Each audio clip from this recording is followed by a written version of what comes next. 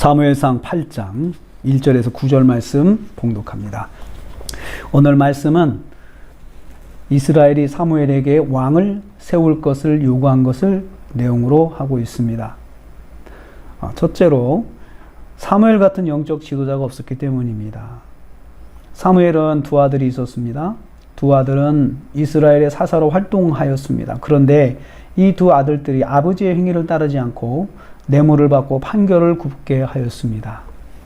사사로운 일에 더 집중을 한 것입니다.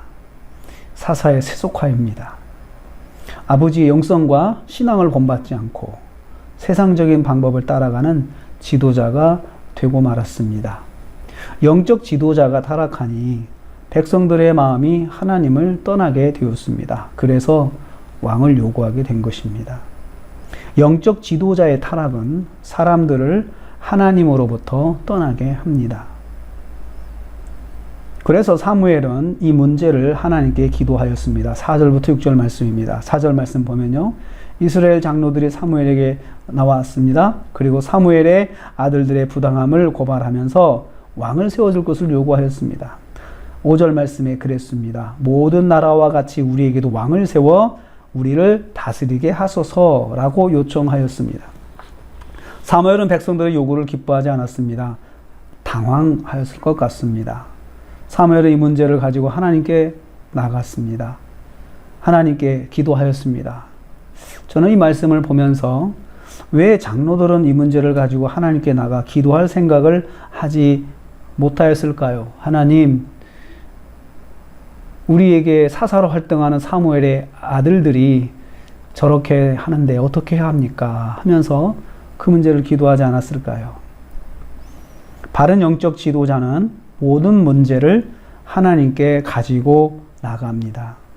세 번째로 하나님께서 백성들의 요구를 허락하셨습니다. 7절과 9절 말씀입니다. 여호와께서 백성들이 사무엘에게 한 말을 다 들어주라고 응답하셨습니다. 사무엘도 놀랐을 것 같아요. 하나님께서 백성들의 요구대로 왕을 세워주라라고 사무엘에게 말씀하셨기 때문입니다. 사실 백성들의 요구 내면에는 하나님이 자기들의 왕이 되시는 것을 싫어한 것이라고 하나님께서 말씀하셨습니다. 하나님을 버린 것이라고 여기셨습니다. 성도가 하나님을 믿는 것은 하나님을 왕으로 모시고 사는 것입니다. 하나님의 말씀에 전적으로 순종하며 하나님을 위해서, 하나님의 영광을 위해서 사는 것이 바로 신앙생활입니다. 즉 자신을 하나님 나라의 백성으로 인정하고 사는 것이 바로 성도의 삶이고 그게 바로 신앙생활입니다. 그런데 이스라엘은 왕을 따로 요구하여 하나님의 통치를 벗어나는 결정을 하였던 것입니다. 여기에 출발이 무엇이라고요? 사무엘의 두 아들의 차기, 다음 세대 영적 지도자가 하나님 말씀대로 하지 않을 때 이들의 마음이 낙심되고 하나님을 떠나게 되었던 것입니다. 성도는 하나님을 왕으로 모시고 섬기는 하나님의 백성입니다. 하나님의 백성은 하나님의 말씀에 절대 순종하고 하나님의 영광을 위해서 사는 자가 바로 하나님의 백성입니다.